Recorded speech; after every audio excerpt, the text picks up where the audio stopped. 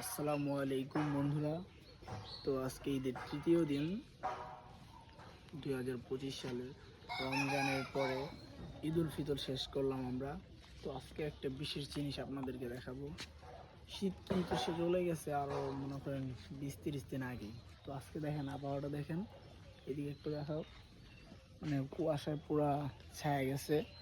তো এরকম কিন্তু সচরাচর দেখা যায় না। তো আজকে আমি ঘুম থেকে ওইটা পুরো অবাক। দেখো এদিকে দেখাও, কি কুয়াশা পড়ছে।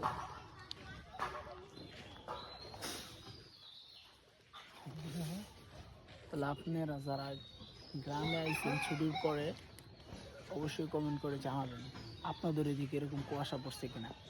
আর এখন কিন্তু 8টা বাজে, রোদুরার কথা কিন্তু রোদুরা নেই, পুরো কুয়াশায় ছায়া গেছে। আমরা দাও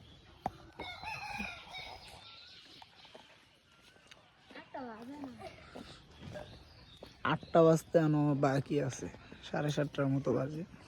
দেখছি কি পরিমাণ কুয়াশা।